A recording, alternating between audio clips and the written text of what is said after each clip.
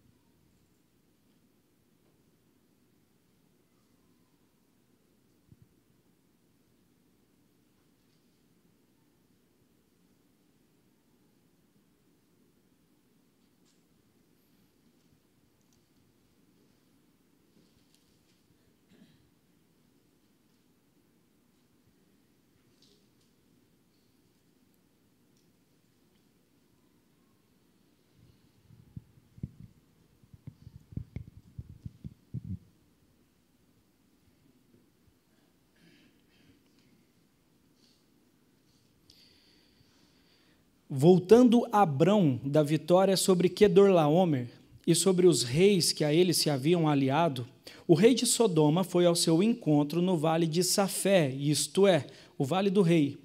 Então Melquisedeque, rei de Salém e sacerdote do Deus Altíssimo, trouxe pão e vinho e abençoou Abrão, dizendo: Bendito seja Abrão pelo Deus Altíssimo, Criador dos céus e da terra. E bendito seja o Deus Altíssimo que entregou seus inimigos em suas mãos. E Abrão lhe deu o dízimo de tudo. O rei de Sodoma disse a Abrão: Dê-me as pessoas e pode ficar com os bens. Mas Abrão respondeu ao rei de Sodoma: De mãos levantadas ao Senhor, o Deus Altíssimo, Criador dos céus e da terra, juro que não aceitarei nada do que lhe pertence, nem mesmo um cordão ou uma correia de sandália, para que você jamais venha a dizer: eu enriqueci Abrão. Nada aceitarei, a não ser o que os meus servos comeram e a porção pertencente a Aner, Escol e Manre, os quais me acompanharam, que eles recebam a sua porção. Vamos orar mais uma vez? Ó Deus, muito obrigado, Senhor.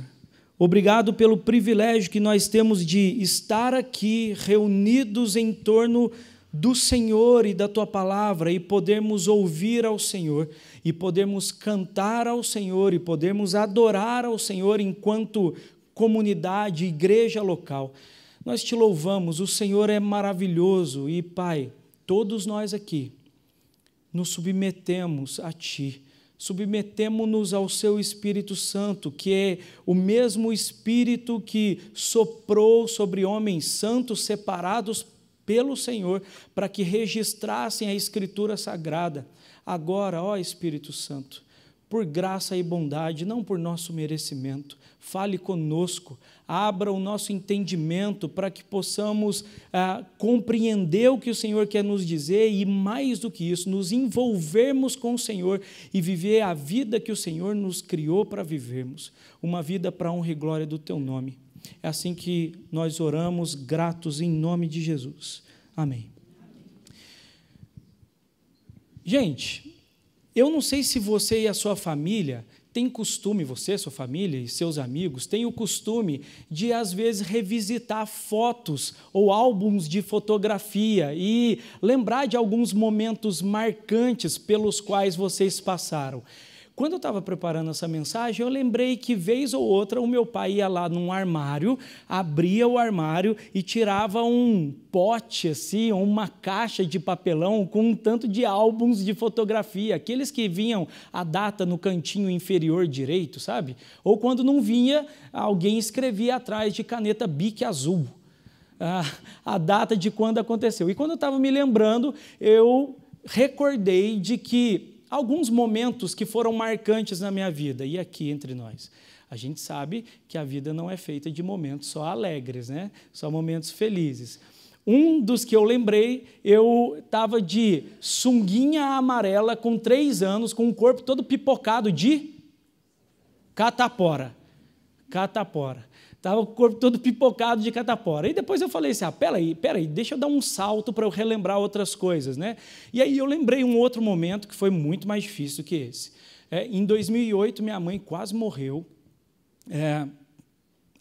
Ela teve uma hemorragia que verteu do lobo médio do pulmão direito, e até descobrir, ela quase faleceu. Esse foi um momento muito difícil, foi um momento muito marcante na história da minha família. Foi um momento em que a gente se uniu, a gente não tinha costume de orar juntos, mas esse era o momento que a gente clamava insistentemente a Deus todos os dias. Então, foi um momento bem difícil. Enquanto eu estou relatando esses momentos, talvez, é muito provável, que você esteja recordando momentos interessantes da sua vida. Eu suponho que aqueles que riram da minha catapora, ou lembraram da sua, ou lembraram de um filho, né? Ou de uma filha. Eu ouso dizer que talvez esse momento difícil pelo qual eu passei com a minha mãe, talvez você tenha se lembrado de alguém que você perdeu.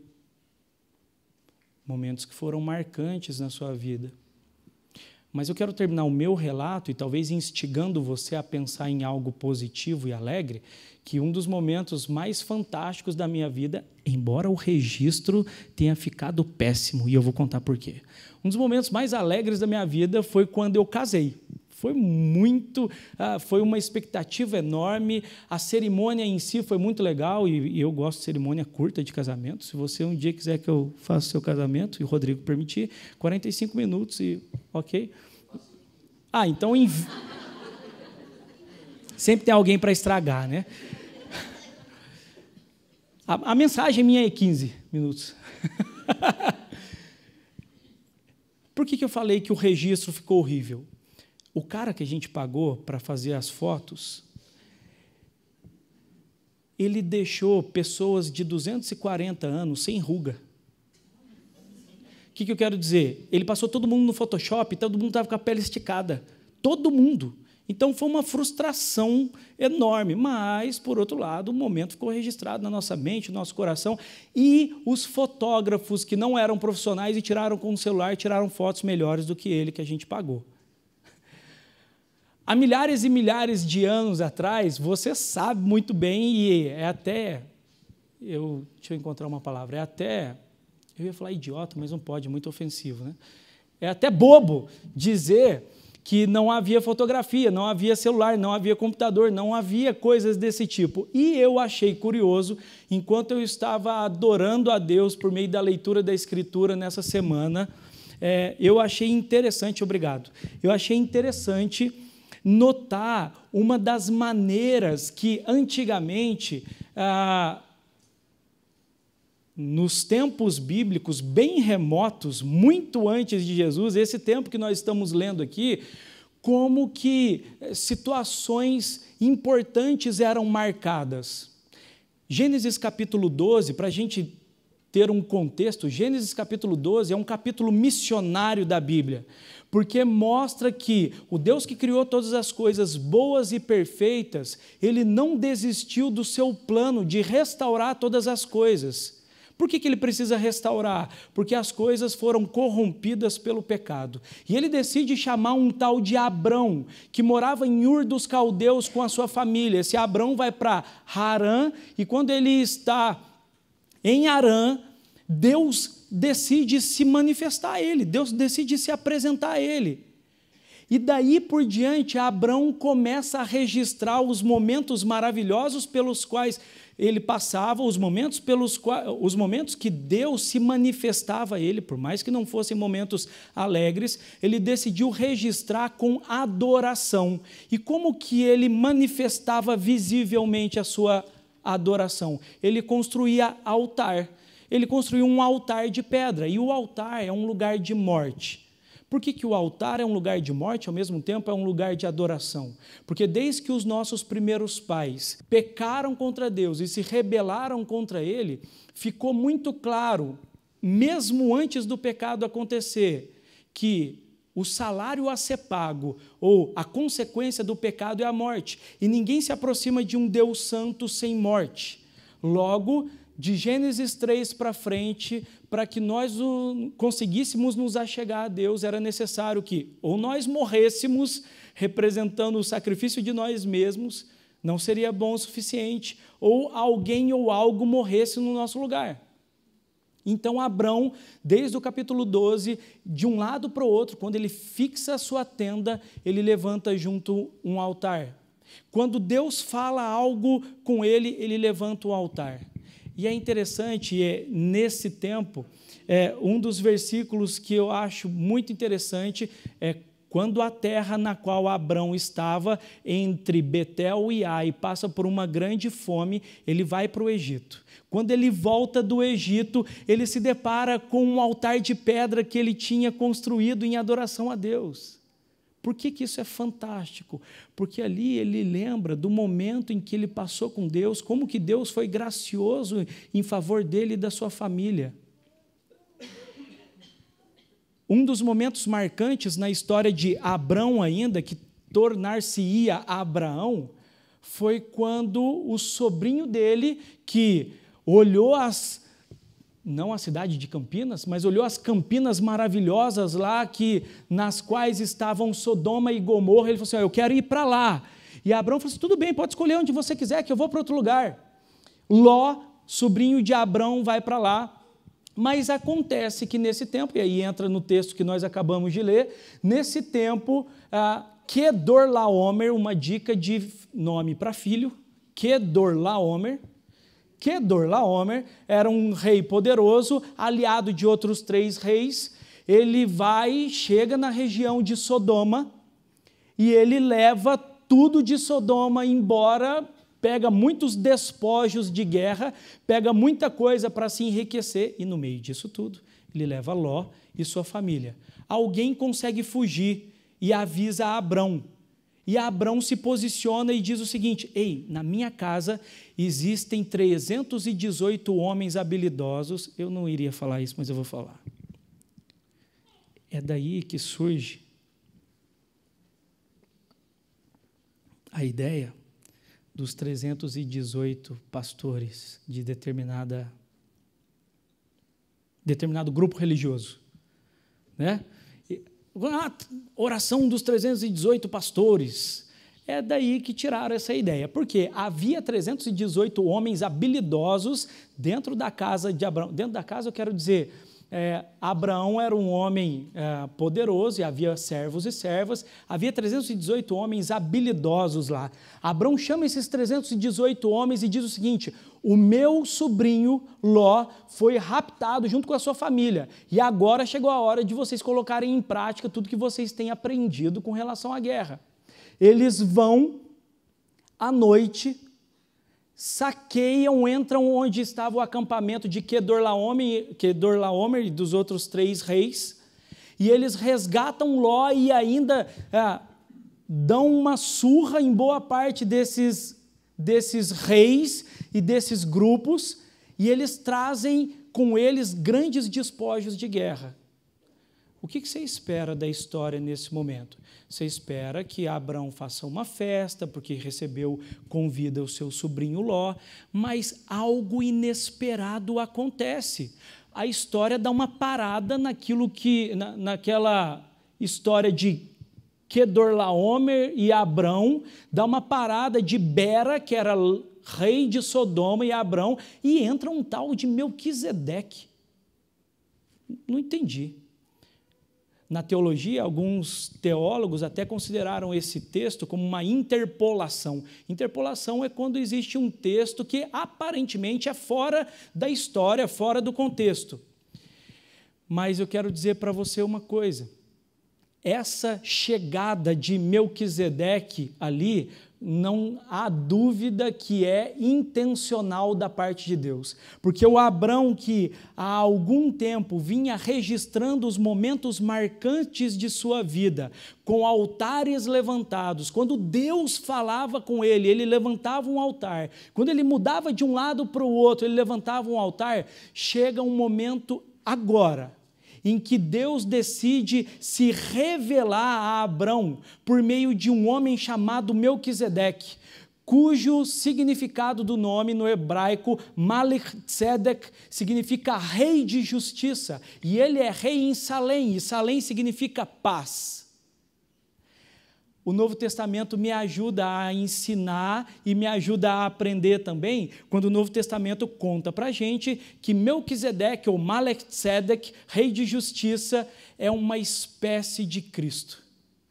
É como se Deus rasgasse a história e, fora daquilo que o apóstolo Paulo chama de a plenitude dos tempos, quando Jesus Cristo fosse revelado, antes que isso acontecesse de forma plena, completa e cósmica, Deus decide revelar naquele momento a Abrão e aqueles que estavam ali o seu plano redentor, de que ele não perdeu as rédeas da história, mas agora ele manda uma espécie de Cristo, para, entre outras coisas, anunciar que um dia viria o Filho de Deus, o Salvador, Jesus Cristo, e ele iria mudar a situação, e um dia ele seria o perdoador de pecados, o Salvador, o Redentor, e de fato, e com poder e glória, ele não seria um tipo de Cristo, mas ele traria justiça, e justiça plena. Essa é a esperança que temos, e é essa esperança completa que temos, que nesse momento Deus mostra a Abrão de forma parcial, não de forma completa. Deus manda um homem chamado Melquisedeque, rei de Salém, para ser instrumento de Deus, para que Deus se revelasse a Abrão. E nesse momento é interessante notar que Melquisedeque é apresentado como sacerdote do Deus Altíssimo, Criador dos céus e da terra e rei de Salém. Quando Abrão continua o papo com Bera, rei de Sodoma, de que ele não iria pegar nada, a intensidade do encontro e o propósito de Deus de nortear Abrão e mudar a rota que Abrão estava seguindo, se mostra, porque Abrão agora se refere a Deus, quando ele vai falar para Bera que ele não vai tomar nada, a não ser os homens, o sobrinho dele, para que o Bera depois não falasse que Abrão enriqueceu às custas dele. Abrão fala assim: eu juro, pelo Deus Altíssimo, Criador dos céus e da terra, ou seja, Deus que desejava revelar-se a Abrão como Deus Altíssimo, Criador dos céus e da terra, agora essa revelação de Deus, essa manifestação de Deus já é clara para Abrão e já faz parte do discurso dele. Agora, dando um passo atrás, Abrão está voltando de uma vitória em batalhas. E nesse momento, Deus decide se revelar a ele usando a vida desse rei Melquisedeque. Uma das coisas que Melquisedeque faz em favor de Abraão e fala para ele é o seguinte: bendito seja o Deus Altíssimo, Criador dos céus e da terra, que deu vitória a Abrão. Gente, trazendo para a nossa realidade, quantas vezes nós achamos, você de qualquer idade que seja, nós achamos que nós chegamos até aqui pela força do nosso braço. Muitas vezes o nosso discurso é, não, o que seria de mim sem Deus? Mas na prática, nós achamos que as vitórias que temos, nós achamos que o status que alcançamos na sociedade, na família, foi fruto tão somente do nosso esforço. Mas nesse momento, Deus se manifesta a Abraão desejoso de ressignificar, desejoso de transformar muitas coisas na vida de Abraão e mostrar para ele o seguinte: ei, você acabou de vencer, não é porque havia 318 homens habilidosos na sua casa, mas porque eu, o Deus Altíssimo, Criador dos céus e da terra, Criador também seu, e desses 318 homens, eu decidi dar vitória a você, e porque eu falei para você que engrandeceria o seu nome, não para que você simplesmente fosse famoso, mas para que o meu nome fosse glorificado através de você. Talvez você seja mais novo do que eu, e você ainda não tenha parado para pensar que 135 anos não aconteceram porque pastores habilidosos, consagrados, bons pregadores estiveram aqui. E é fantástico isso, porque o Cariston falou muito a respeito disso aqui, enquanto era usado por Deus para ministrar o nosso coração. 135 anos não acontecem de qualquer forma. Como eu iniciei falando, é verdade, e eu sei de algumas histórias. É verdade que as coisas não foram perfeitas, é verdade que houve problemas, é verdade que houve dificuldades, é verdade que houve muita tristeza, mas eu quero te dizer uma coisa: por mais que a sua história não seja igual a Abrão, a sua história pregressa, antes de Jesus, não seja como a de Abrão, que onde ele ia, ele levantava um altar, você precisa saber que mesmo quando você não percebia o agir de Deus, Deus estava agindo.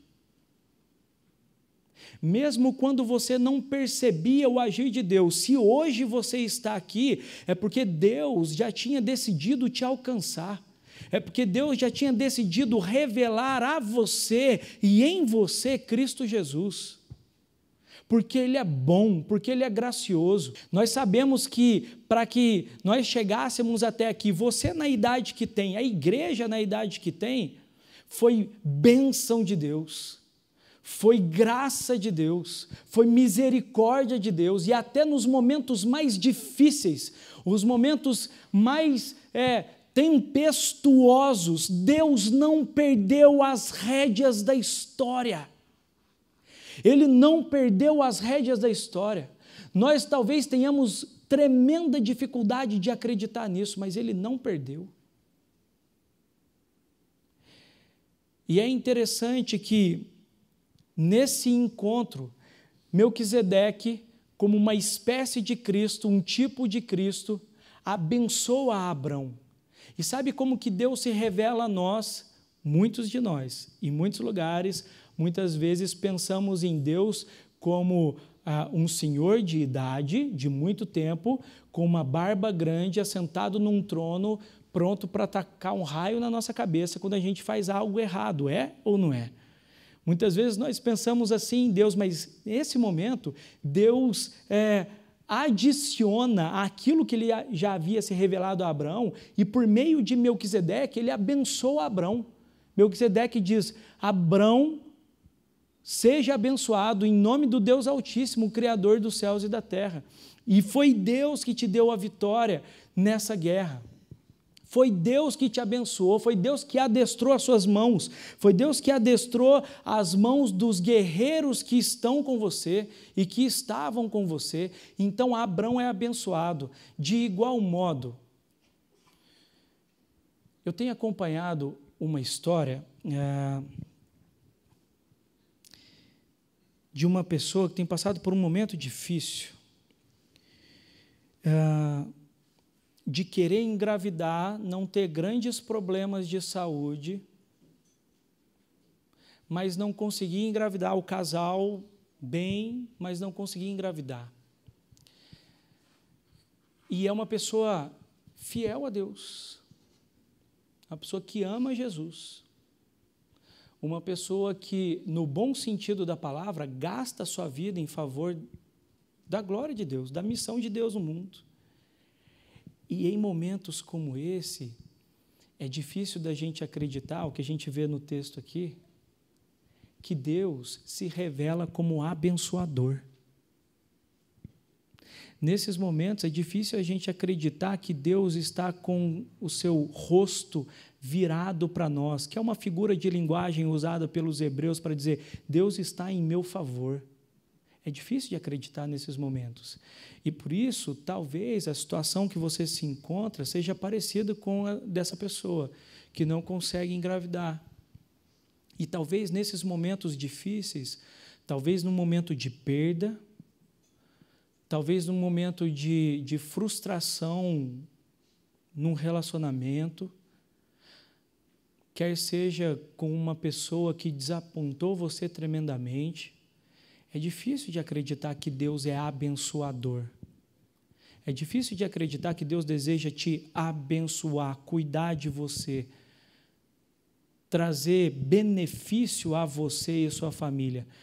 Mas Deus me mandou aqui essa noite para pregar a palavra, e ao olhar para a palavra, não dizer algo da minha cabeça, mas olhando para a palavra, dizer que Ele deseja revelar-se a você como um Deus abençoador, como um Deus que, como aconteceu aqui na história de Abrão, quando menos você esperar, Ele trará outras, como já trouxe inúmeras, bênçãos para você e para a sua família.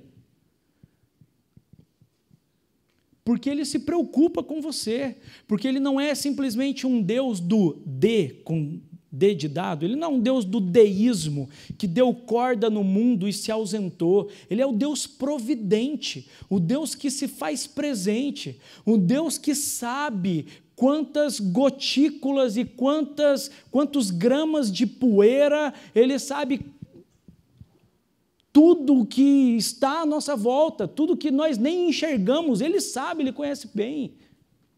Ele é o Deus que, nas palavras de Abraham Kuyper, primeiro-ministro da Holanda, Ele é o Deus que aponta para 1 centímetro quadrado no mundo e diz: é meu, e eu domino sobre isso. E, com certeza, se Deus me trouxe aqui para falar, entre outras coisas, Ele quer estimular o seu coração para acreditar que Ele tem bênçãos para derramar sobre a sua vida. Uma das provas disso é essa igreja. É você ter o privilégio de se reunir com outros irmãos e irmãs na fé, para que você possa ser cheio da palavra de Deus, para que você possa ser impulsionado a viver para a glória de Deus. E dizendo isso, interessante o que acontece aqui. Melquisedeque chega para Abrão com pão e vinho. É o primeiro registro na Escritura de uma celebração com pão e vinho. Mas se você, por mais que não seja um cristão evangélico, se você é brasileiro, e ainda mais, se você é natural de Itatiba ou da região, é impossível que eu diga pão e vinho e você não se lembre de Jesus. É impossível que eu diga pão e vinho e você não se lembre da Santa Ceia ou da ceia com o Senhor.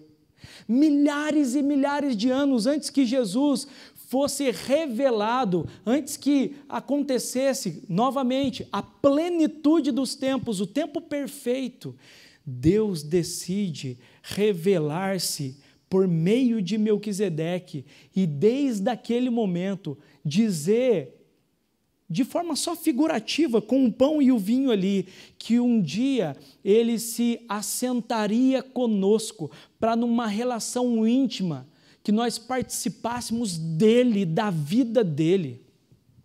Isso é interessante notar, sabe por quê?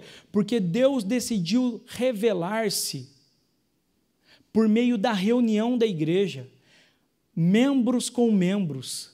E aí, um movimento que acontece já há algum tempo fora do país, e a gente pode destacar os Estados Unidos, tem acontecido no nosso meio também, o movimento dos desigrejados. Eu conheci a história de um homem que ele é perito em teologia, já leu mais livros do que eu e o Rodrigo Leitão juntos.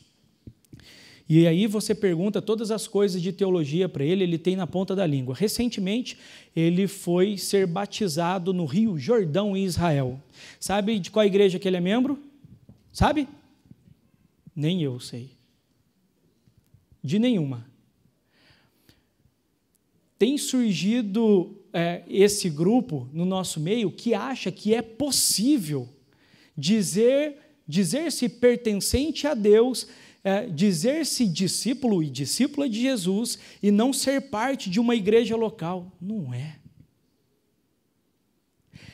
Milhares e milhares de anos antes de Cristo, Deus anuncia com antecedência um dos momentos principais da reunião da igreja, que é assentarmos-nos à mesa com Jesus.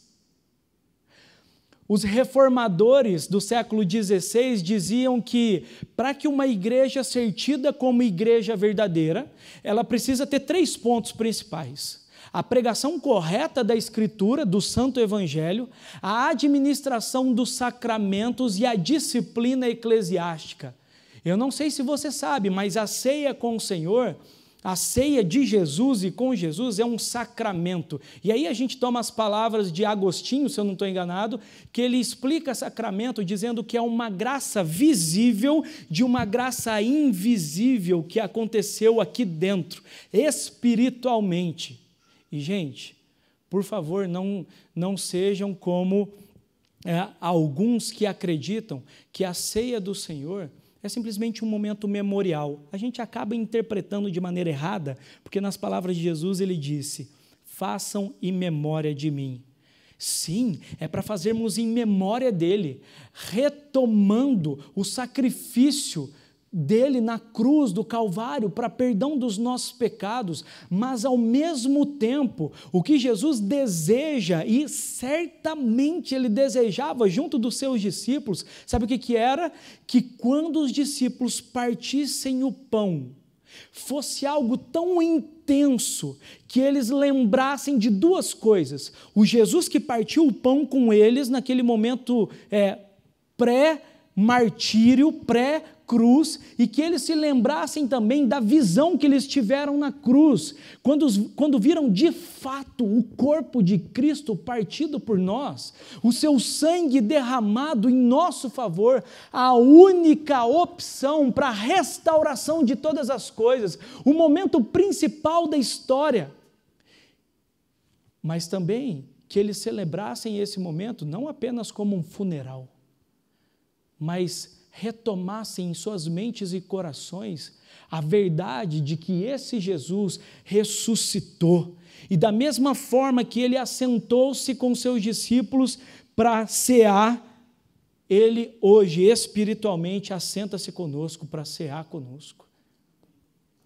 E precisa haver uma fé, uma crença bíblica de que, se por um lado o apóstolo Paulo diz que aqueles que participam da ceia, ignorando o seu significado profundo, muitos adoecem e muitos até morreram, por outro lado, você precisa crer que quando nós nos assentamos à mesa com Jesus, Ele deseja curar você fisicamente, emocionalmente, espiritualmente, porque Ele se faz presente no nosso meio.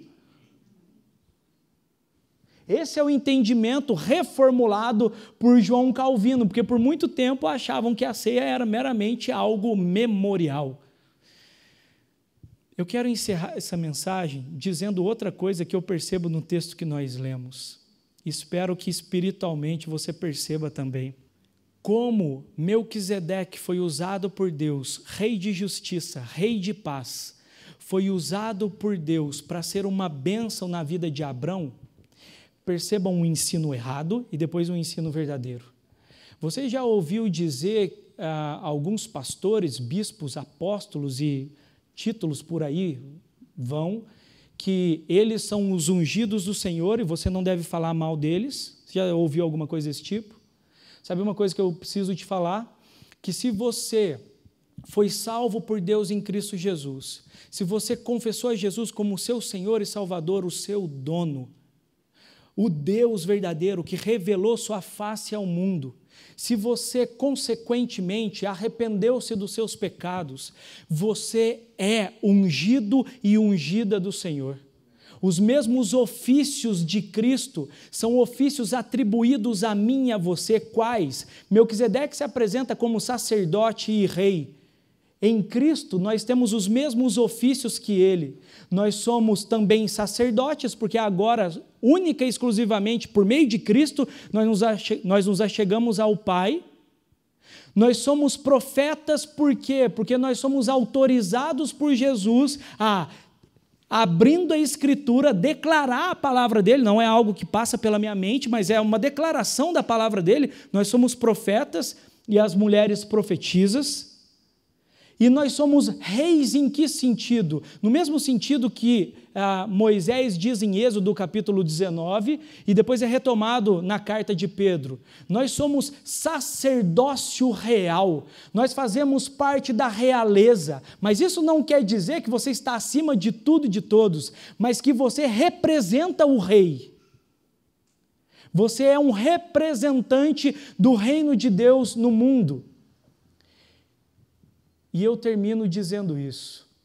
Deus deseja que, à semelhança de Melquisedeque, você conduza pessoas à maturidade. Deus quer que você,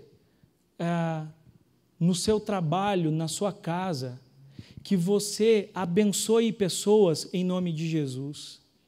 Deus deseja que você seja uma surpresa, talvez, na vida de pessoas que estão ou passando por momentos difíceis, ou passando por momentos muito alegres, que você seja aquela pessoa que vai chegar em nome de Jesus, para a glória de Jesus, e em favor do reino de Jesus, você vai chegar para ressignificar a história daquela pessoa. Em que sentido? Como aconteceu com Abrão? Abrão, você venceu a batalha, foi o Deus Altíssimo, Criador dos céus e da terra, que te deu essa possibilidade.